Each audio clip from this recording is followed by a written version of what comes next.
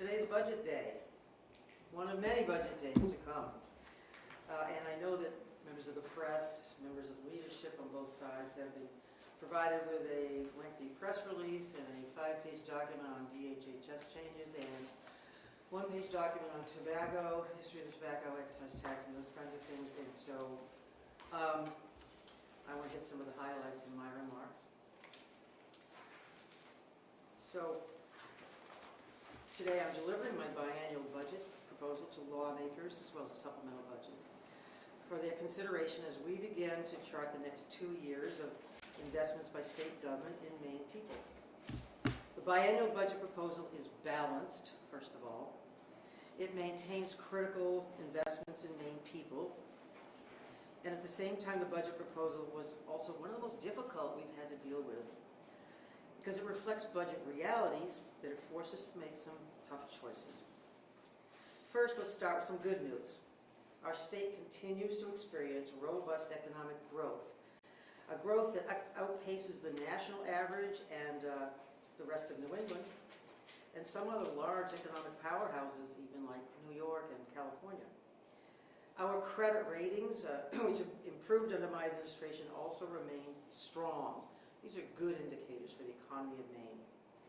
We have not had to borrow from the federal government as other states have had to do, for instance, on unemployment funds and whatnot. And our budget stabilization fund, often called the rainy day fund, is near its record high limit. I'm proud of those measures and those accomplishments, which we could not have achieved without the support of the Maine legislature. However, state revenues, as you know, are leveling off after years of surpluses during and after the pandemic. Surpluses which were driven in part by federal stimulus money, for which we are grateful. Well, that's no surprise because it's the same experience that many other states across the country have seen, including New England states.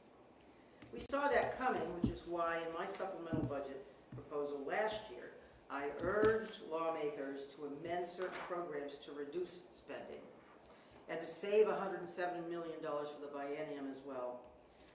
Unfortunately, that proposal was rejected by the prior legislature and additional spending was layered onto the existing budget. Lawmakers also sent us a number of spending bills to my desk at the end of the legislative session last April and May, which I did not sign. And some lawmakers even tried to increase spending by a further $117 million, something that we put a stop to before it pushed our budget beyond the breaking point. Even without that proposed additional spending, we're still facing budget challenges. According to a recent report, which you know as the Structural Gap Report, we would have needed $11.67 billion to fully fund all the programs we currently have in law. $11.67 billion. That estimate of $11.67 billion was also just a snapshot in time. One number arrived at last October, and even since then it has grown. For example, we're putting more money into state funding for education than estimated at the time to maintain the state's share of 55% for public education. We also have to put money into the operations side of state government. It's grown like utilities costs and whatnot. Those are not considered in that report. It's a long way of saying that there was a budget gap like many states have. There is a budget gap. Well, today I'm here to put forward my plan to close that gap and to balance the budget to maintain core priorities for Maine people. My budget proposal maintains our commitments to Maine people to provide affordable health care, to protect school funding, and preserve property tax relief, and put the health and safety of our children first. It makes those investments in Maine people without creating any new programs. In fact, my proposal reduces our expenses in some areas, raises targeted but not broad-based revenues, and it adjusts programs in many other different ways to save money. It also leaves the budget stabilization fund, rainy day fund, intact.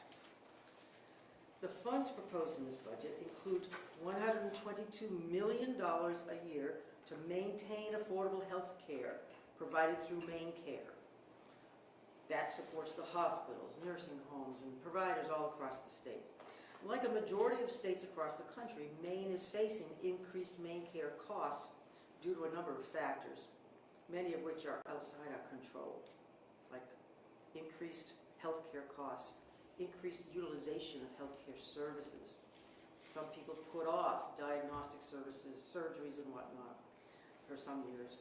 Well, my proposal includes an additional $156.6 million to maintain 55% state share for education, K through 12. Also, something also supported by a majority of Maine voters, overwhelmingly. Since I took office in 2019, we have increased GPA, general purpose aid, to education by more than $400 million, $411 million a year to support public education in our state.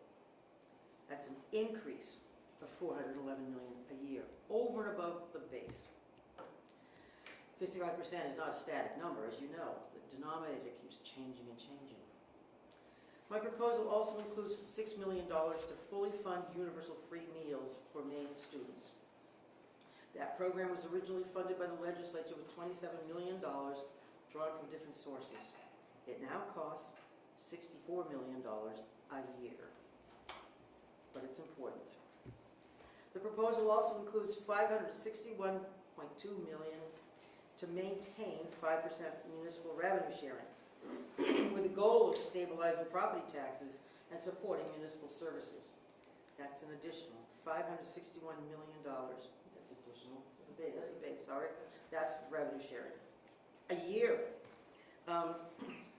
It also includes $41 million for Maine's public higher education institutions and $25 million to make permanent, ongoing, free community college, both of which are strengthening our workforce. Well, ensuring that we have good schools with good teachers and that no child will try to learn on an empty stomach. Ensuring that we do what we can to reduce property taxes that also pay for those schools and are all bipartisan priorities, overwhelmingly supported by the majority of the legislature and the majority of Maine people. Education and healthcare, however, account for much of the ongoing baseline budget as well. In fact, as you can see here, more than half of the entire state budget goes to healthcare and education. In addition to maintaining our core commitments to Maine people, our budget continues our successful mobile home preservation fund, and it invests in child welfare and children's behavioral health services. In mobile crisis response, which has been subject to a lot of discussion, in addiction treatment in the county jails, and nursing home care. About $6.5 million in rate reform from nursing homes in this budget.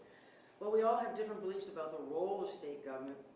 I don't believe government can or should be all things to all people at all times.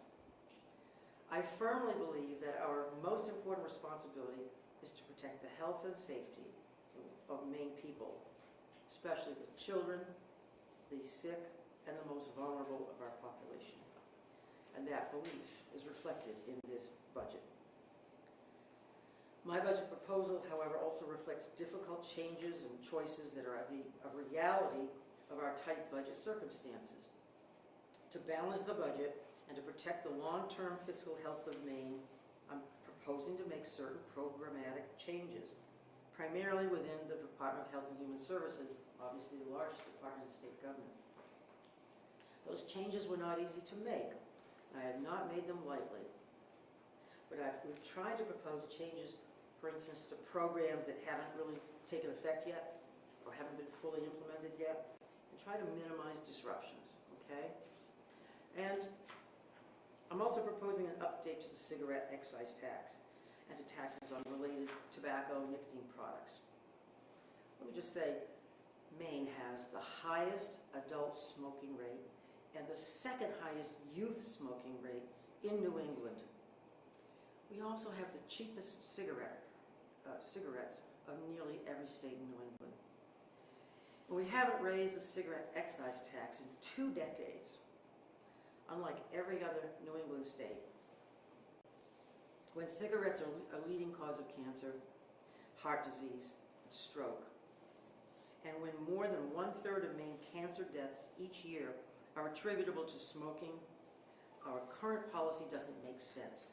It's time to change it. That's why my budget proposal includes a $1 increase to the cigarette excise tax, which puts us in the middle of our New England neighbors. It also includes a similar increase in the excise taxes on other tobacco and tobacco-related products, nicotine products. And this measure alone would generate about $80 million in revenue for Maine over the biennium. Keeping in mind, I am not proposing and do not support any increase in Maine's income or sales taxes, broad-based taxes. But with this proposal, we've taken a balanced approach, one that maintains core programs like education and healthcare, one that raises revenue in a targeted way to benefit public health, and one that makes difficult changes to programs to save money. There are tough decisions to be made in the coming weeks and months, but I know this legislature shares my commitment to enacting a balanced budget that is good for Maine people and good for the fiscal health of the state. I look forward to working with all of them and with the Appropriations Committee to achieve just that. We've shown in the past that through hard work, Democrats, Republicans, Independents can come together to do what's right for Maine people. We face the same budget circumstances that are being confronted by states all across the country. But Maine people are counting on us to come together to serve their interests now and in the future. This budget proposal charts a path for us to do just that. Thank you, and I'm happy to take a few questions if they aren't already answered in the handouts. Yes, Brad, or Susan, who's next?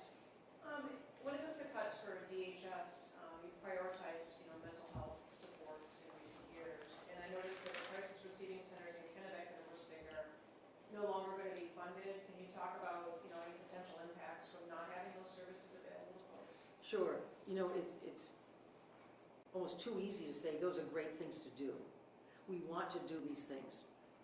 Crisis service centers have been very successful in Portland, for instance, and we tried to start one in Kennebec County.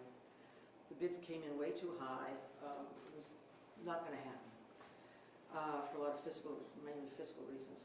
So we'd like to do one in Lewiston because Lewiston is where a high need was exposed this past year. And we'd like to do one in Penobscot. We can't be all things to all people. We can't do good things like crisis receiving centers everywhere we would like to do them or everywhere the legislature would like to do them as well. We're balancing the fiscal needs of the state and other healthcare needs of the state with what we can do. Got to be realistic. Do you think the increase in tobacco tax, do you think that's going to impact poor people in the state? And also, it would be wildly unpopular, but do you consider raising taxes on liquor or marijuana as well? Well, the liquor taxes are established by contract with it's a whole different scenario. Okay. We don't just raise taxes on liquor unilateral fashion. But the cigarette tax, honestly, it's proven, we haven't raised it since like 20 years ago.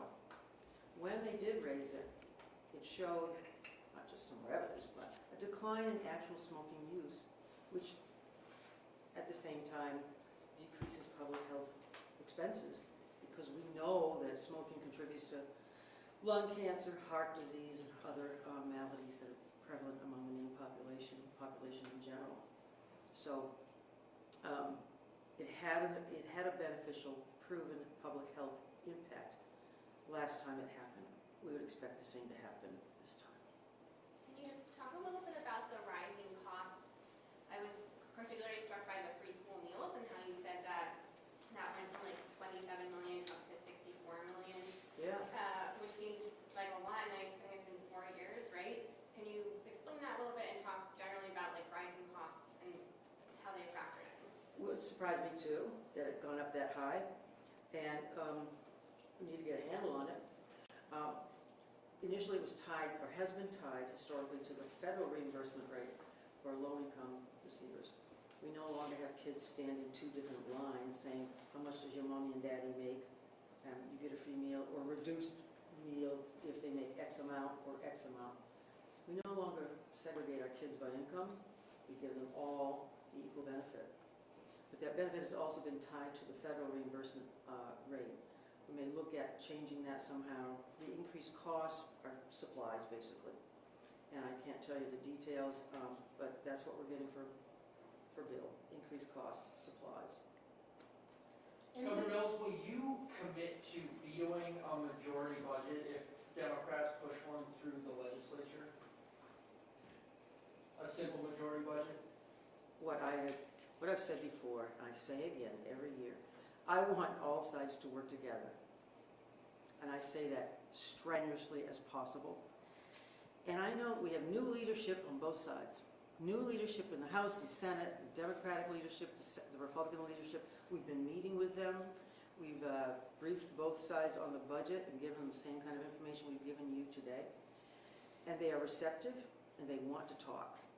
So I am holding out every hope that there will be a consensus budget and that there'll be a 2/3 budget which will take effect immediately upon adoption. That makes sense to me. At what point do we consider dipping into the rainy day fund? I am not considering reining in or raiding the rainy day fund. That's for unique purposes that have not, or circumstances that have not existed yet, so. Do you expect any cuts to federal funding from the Trump administration? And is that anything that you're preparing for or that is reflected in the budget? You know, he hasn't been sworn in yet. There's a lot of talk over here, over there about, God knows, Panama and Canada and Greenland and all this stuff. Seeing a budget come out from the new administration will be a long ways off, I think, I suspect. And having Congress adopt a new budget, because they put off the continuing resolution until March. We're not going to see any specifics for a long time, and I really don't know what to expect. Nobody has seen a plan for healthcare, or a plan for education, or a plan to reduce the cost of eggs and bread and cars and housing and heating oil, all those things that ought to be addressed. Haven't seen that yet. Yes? Have you spoken with lawmakers about the proposed cigarette excise tax increase that have gotten a sense of support, especially among Democrats? They've been briefed on the whole budget, including that part of the budget. And I'm not going to speak for them. They'll raise a lot of questions and engage in a pretty good debate, I'm sure, in the Appropriations Committee and ultimately on the floor of the House and Senate. Let that debate begin. I think it has enough support. I do. I'm not going to handicap it at this moment. Nobody's taken a vote on anything, so.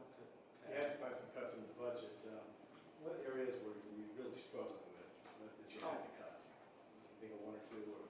Brad, all the areas. You know, every department took a close look at its budget, and we kind of pounded every department as well. Can you do more here? Can you do more with less? Can you cut this? Can you reduce this? And you know, a lot of it is some programs that were enacted by the legislature but not funded, or enacted but not funded fully or sufficiently, and saying we can't do all these things. Can't be all things to all people. You know, I was in the legislature for 6 years. I was on Appropriations Committee for 4 of those years. I understand the tough job that legislators have to do now. I also understand the newness of all of this to the approximately 1/3 of legislators who are brand new to the process, and they're going, you need a glossary, first of all. What is EPS? What is GPA? What is CMS? What is all this stuff that, you know, we know by heart, but new legislators don't, and it becomes an education process. It's a very quick learning process. So explain to them why, I don't know, how their school is funded differently from some other school, how their transportation, how their roads are paved but somebody else's aren't, you know, all those things. Those discussions will come to fruition soon. With regards to some of these cuts, is it mainly just like services, supplies, things like that? Are there going to be any positions that might be affected by this? Here and there are position changes, yeah. Let me go back, and I don't think I adequately talked about the Medicaid, Medicare program, main care program, because it's not simply that, the eligibility has risen and then leveled off some, and I can't say that there's a trend. That's only one factor in the cost, the actual cost of medical or healthcare services. Another major issue is the reduction in funding from the federal government, regardless of who the president is, in the so-called FMAP, Federal Medical Participation Rate, that's been in law for 30 years or so. So when our economy is doing pretty well, we get penalized for that in the rate of federal participation. They cut back the FMAP. Now, ironically, the expansion group, which is probably a quarter of the total number of people on Medicaid in Maine care, the expansion group gets the FMAP of about 90%. The rest of Medicaid, Maine care gets, well, I don't know what exactly it is today, but we got reduced in that FMAP. All states did, because the economy is doing better than expected. You get penalized a little bit for doing well. So that's a big chunk of the additional cost, state cost, to the state budget of medical care. And then there's a lot of people who put off medical care during the pandemic, and after that, and things kind of got backlogged. You know, if you really needed a hip x-ray and hip surgery, you would have put it off for a while. So increased utilization is a part of that. And then the way we pay some of these costs, like hospital costs, we pay the bills that we get at a fairly high rate compared to Medicare payments. So we're looking at all those things too. Speaking of main care, in the memo that you sent to the legislature, it says that you will likely have to, we could have to take the extraordinary step of limiting payments to healthcare providers for people who are on main care. I know that's happened in the past, and there was a $75 million backlog of payments years ago. You know, at what point do we get to that level again? You're talking about the supplemental budget, basically, where we suggested, if the supplemental budget isn't passed pretty quickly with a 2/3 vote, that payments to providers, doctors' offices, nursing homes, hospitals, may be delayed. It's not the same thing that, you know, you're probably referring to under the Baldacci years, and I was on appropriations back then. It was a different kind of cost settlement backlog of payments, caused for different reasons, different forms of payments. And that was resolved through, well, it had something to do with a liquor contract, a lot of other strange things happened. That's not the same thing we're looking at now. Governor, some of the core. Huh? Yeah, go ahead, sorry. Some of these core commitments you're talking about, the 55%, the revenue sharing, free community college, as we acknowledge, they all have driven up, their costs have gone up, and that's eating part of, larger part of the budget. Took the words out of my mouth, yeah, no. So I guess the question is, you know, how sustainable are those? I mean, I know you're funding them in this budget, but kind of looking forward, maybe I guess that's not your problem for 2 years, but how Yeah. sustainable are those initiatives if they're eating more and more on the budget this year? Well, name me a school, a college, a university campus that hasn't seen increased costs. Maybe there's one or two that shut down somewhere across this country, but most of them are seeing increased costs. Collective bargaining, supply chain stuff, increased IT, increased this and that and the other thing. You know, rather they didn't increase tuition to pay for those costs. Trying to provide enough funding to minimize that impact. But you mentioned revenue sharing. I'm glad you did, because revenue sharing isn't technically in this budget, but it's more than $500 million cost to the taxpayers. Maine funnels more than $500 million of cost back to the cities and towns, in addition to the large amount of GPA that is funneled back to the cities and towns. It's called EPS, that's $3 billion there. All that money goes back to the towns and cities. We're hoping that those funds, and they increase every year because they're percentages of the sales tax, or percentages of revenues generally, should go to minimize the property tax burden. And I hope that it does. I'm anticipating that one of the criticisms you're going to get from the other side of the aisle is that this is again an increase in spending in a time when revenues are leveling off. It's $1.1 billion increase over the current budget. They've already been portraying the state budgets and your budget and the Democratic budgets as reckless spending.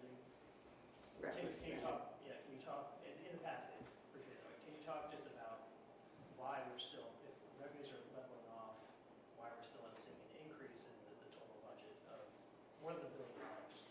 Yeah, I don't think any school in the state of Maine would call the additional monies to GPA reckless. I don't think any hospital or nursing home in the state of Maine would call their additional reimbursements reckless. I don't think the school children and their parents and families would call school funding for universal school meals reckless. And those are big drivers. I don't think the towns and cities would call the increased monies going to revenue sharing reckless. I don't think any of this is reckless. It's I haven't heard that from them yet, but I've heard It's you've heard it in the balanced. past. It's balanced, and it takes into account the fiscal responsibility of the state to do what's right, to pay for programs that inevitably have an increased cost due to supply chain, due to the cost of food and milk and increased utilities and whatnot. Those costs are not only built in, they're rising. Every Maine family knows that costs of living are rising. We'd like to see that leveled off, of course, but I'm not an economist, I can't predict. But we are balancing the revenues coming in and the money going out, pure and simple. Budgeting 101. As it relates to nursing homes, I've spoken to a lot of care providers who say, the main care reimbursements just aren't enough. It's almost like they can't make a profit, which is, obviously you need a profit to keep the lights on, so to speak. No, you make a profit because they are mostly for-profit organizations. Okay. And we've been talking to the nursing homes, we continue to talk to the nursing homes about what's fair and what's appropriately reimbursable. So And how they can save costs. Their budgets have gone up in good part because of the cost of contract care, local tenants, healthcare workers. That's a huge cost driver in their budgets. We want to help them reduce that cost. And we've done so by training up healthcare workers through the community college system, through the university system, through the CTEs, et cetera, and trying to help them bring down those costs that could be regulated, could be modified. So the $6.5 million, is that main care reimbursement or is that balancing other costs? That's a rate change. Okay. I think that's right. Fully funding the rate reform. Part of the rate reform funding, yeah. Republicans Yeah. and Democrats have both said housing is a key issue. I don't think there's any specific bills out there that I can think of yet. But I know you've got the mobile homes, helping mobile home parks in there. Is there anything else in the budget to help with housing? Yeah, sure. Thank you, Brad. There are no new programs. We're continuing to fund some of the Mobile Home Preservation Fund. But built into the baseline now are major initiatives of the last 6 years that are helping develop housing for all levels of income, and basically workforce housing and affordable housing, basically. The historic rehabilitation tax credit, for instance, is a huge driver of taking old buildings, old schools and whatnot, and turning them into housing for seniors or for low income or for workforce. The affordable tax credit that I think Ryan Fecto put in originally, that we put in the baseline, that's been continuing. It's not a new program, it's continuing a really good program. And some of these are modeled on federal tax credit programs that provide another benefit for developers to do that kind of housing. We also funded multiple millions of dollars worth of shelters in different cities and housing through GA in the past. So a lot of that is ongoing, not all of it, but no new programs for housing in this budget. We have time for 2 more, and then the commissioners can hang around afterward and address any more specific questions. How do you want this budget to look now, as you leave office 2 years from now, given that this is going to take us until, close to the end of your time? And then I want it to look enacted. not to counter with the two, but Sorry. just an unrelated question to you, have you spoken with Commissioner Gallagher about his Oh, sure. terse remarks with the lawsuit? Sure. You have. No. He's apologized to the individual, and that's fine with me. Somebody's Anything got else? one more, come on. Come on. Well, you asked the question. No. Well, I just have one quick question. It's just that you mentioned the 55%. I know that's been something you've really strove for. You were the first to do that since 2004. And then the revenue sharing is a big piece. The counter argument to that is that those things, I'm not sure property taxes are going up all over the state. And Mhm. so I know that those are sort of framed as mitigation proposals, not only, to help stem the tide of rising property tax increases. That's not happening, or maybe it's not, property taxes are still going up. I guess, do you have a message to municipalities about that? Are you concerned that these monies aren't going to local budgets? Or do you feel like it's going where it's supposed to? I've talked to a lot of city councilors and city managers, town and city managers, and there are different problems in different areas of the state causing the increase in the tax bill itself. As you know, the Maine Constitution limits our ability as a state to regulate or change property taxes per se.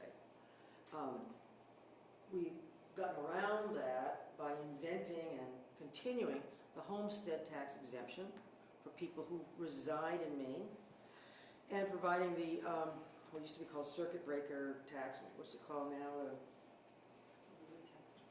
Tax deferral, and for providing other measures. And obviously GPA revenue sharing are intended to reduce the burden on property taxpayers, particularly Maine residents, if we can. We do what we can to do that. I talked to one city manager. I said, why you've got more building, more structures here. Your tax base seems to have expanded in the last few years. Why is the tax bill going up? And he said, we're losing our commercial tax base. So the burden is shifting onto the residential property owners. So that's in that city.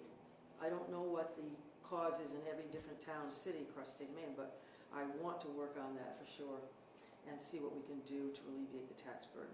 Does that mean possibly enriching the homestead tax exemption benefit or something else? I know there's some proposals floating out in the legislature or en route, but Yeah. I know that's a big concern.